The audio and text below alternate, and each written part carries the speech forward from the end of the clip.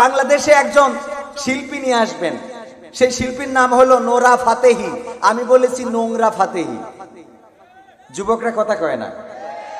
কয় মিনিটের জন্য আসবে জানেন? হ্যাঁ, এই যে জানে 40 মিনিটের জন্য আসবে। কয় মিনিটের জন্য? অবশ্যই অনেকেই বলতেছে 40 মিনিটের জন্য বাংলাদেশে আইসে লাভ নেই, কারণ ঢাকা শহরের যে জ্যাম 2 ঘন্টা কেটে যাবে এয়ারপোর্টে বের হইতে। এখন 40 মিনিট আইসলে তো জ্যামেই শেষ, তো আপনি করবেন নাকি? এখন যাই হোক, ও জ্যাম নিয়ে আমার কথা বলার ইচ্ছা নেই। আমার কথা হলো, যদি ভারত থেকে নোরা ফাতেহির মতো একজন ব্যক্তিকে কোটি টাকা খরচ করে বাংলাদেশে যখন দুর্যোগ চলছে, যখন লোডশেডিং চলছে, যখন বাংলাদেশের মূলধন ঘাটতি যাচ্ছে, যখন ব্যাংক বিমাগুলো বিভিন্ন ভাবে মুখ থুবড়ে পড়ছে, যখন ব্যাংকের মূলধনগুলোতে ঘাটতি পড়ছে, যখন বাংলাদেশের মানুষ অর্থনৈতিক কষ্টে রয়েছে, দ্রব্যমূল্যের ঊর্ধ্বগতি চলছে, যখন বাংলাদেশের আনাচে কানাচে মানুষ অভাবে অতিষ্ঠ হয়ে আত্মহত্যার মতো সিদ্ধান্ত নিচ্ছে, সেই সময় দাদার দেশ থেকে নোংরা ফাতেহির মতো একজন নায়িকা টাকা খরচ করে বাংলার জমিনে কেন আনতে হবে? জবাব চাই, জবাব দাও। যুবকেরা, বাধা তৈরি করতে হবে, সোচ্চার হতে হবে। কথা বললেই মনে করে সরকারের বিরুদ্ধে কথা।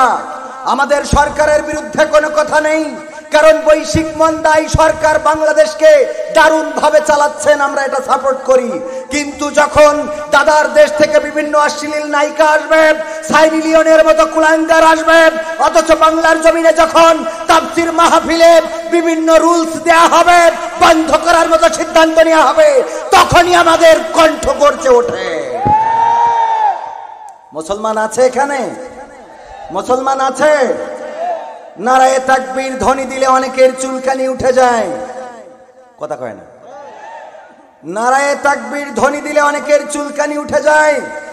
আমি প্রশ্ন করতে চাই, এই নারায়ে তাকবীর ধ্বনি কি বাংলাদেশের মানুষের তৈরি? ইন্ডিয়ার তৈরি? পাকিস্তানের তৈরি? বসনিয়া সেসনিয়ার তৈরি? এই নারায়ে তাকবীর স্লোগান এসেছে আল্লাহর তরফ থেকে। যেই স্লোগান মক্কার স্লোগান, যেই স্লোগান মদিনার স্লোগান, যেই স্লোগান আমার রাসূলের স্লোগান, এই স্লোগানকে যারা স্তম্ভিত করে দিতে চায়, এই স্লোগান দিলে যারা চুলকানি, নিজেদের শরীরে চুলকানি যাদের বেড়ে যায়, আমি স্পষ্ট করে বলে দিতে চাই, তোমার জন্মটা যাচাই করার দরকার। কারণ তোমার জন্মের মধ্যে যদি মুসলমানের রক্ত থাকতো, তাহলে তাকবীর ধ্বনি নিয়ে তুমি বিতর্ক করতে না।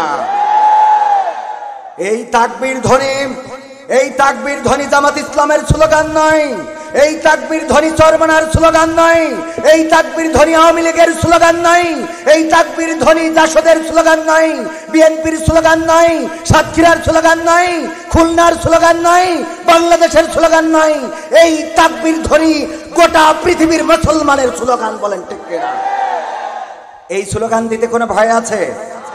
এই স্লোগান দিতে কোনো বাধা আছে? যুবকেরা, আশেপাশে যারা ঘোরাফেরা করছে, আমি বলবো মাহফিলে এসে বসে যান। আমরা আজকে এখানে মাহফিল করব, কোরআনের কথা বলবো। কোনো রাজনীতি চলবে? রাজনীতি চলবে না। কিন্তু কোরআনের কথা বলার কারণে যদি কেউ বলে হুজুর রাজনীতির কথা বলছেন, আমি বলবো যে আপনার আরেকটু লেখাপড়া করতে হবে।